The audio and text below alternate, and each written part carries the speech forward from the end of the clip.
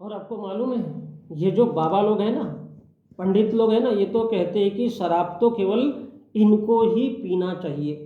गांजा, भांग, चरस, अफीम, ब्राउन शुगर का सेवन करना तो केवल बाबाओं का ही काम है, इनका ही धंधा है। क्योंकि 2 घंटा 3 घंटा भाषण प्रवचन सुनाने के बाद इनके पास कोई काम धंधा नहीं रहता, और यही ईश्वरों का काम होता है। भगवान शंकर ने तो यही किया था, कभी जहर पिया तो कभी भांग पी लिया, और इतना ही नहीं, सारी जिंदगी भांग, गांजा, बीड़ी, सिगरेट, शराब और जुए में बिता दी भगवान शंकर ने पूरी जिंदगी।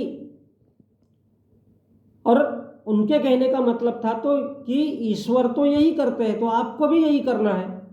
भले ही अपनी बीवी दूसरे को दे दो, लेकिन नशा करते रहो। लेकिन जिंदगी तो नशे में ही कटनी चाहिए, नशे में ही बीतनी चाहिए। आप नशे में हो और आपकी बीवी ना दूसरों के साथ गुलछर्रे उड़ाए, कोई फर्क नहीं पड़ता, नशा ही करना चाहिए। शिव जी ने तो यही किया था, सारी जिंदगी नशे में, शराब के प्याले में बिताई, और बीबी को बानासुर जैसे राक्षसों को दे दिया। बोले मैं तो एंजॉय करता ही हूँ, तुम भी एंजॉय कर लो।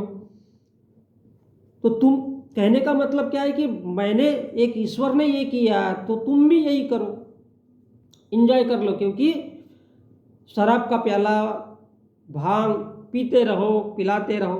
क्योंकि औरत बीड़ी, सिगरेट, तंबाकू, शराब, गांजा जैसी ही चीज है औरत भी, एंजॉय करने की। आपने एंजॉय कर लिया तो दूसरे को भी दे दो, लेकिन जिंदगी तो नशे में ही गुजरना चाहिए। शराब के, भांग के, गांजे के, ब्राउन शुगर के, भले ही औरत दूसरों को दे दो। क्योंकि औरत का मांस तो कभी झीझता नहीं है, छेद होता है औरत का। लेकिन चुगली मत करो, निंदा मत करो किसी की भी, क्योंकि धर्म तो यही कहता है चुगली नहीं करना चाहिए। क्योंकि ये जो चुगली करने का धंधा है ना, लोगों को बदनाम करने का धंधा है, ये तो केवल बड़े बड़े अमीरों का और बाबाओं का ही है।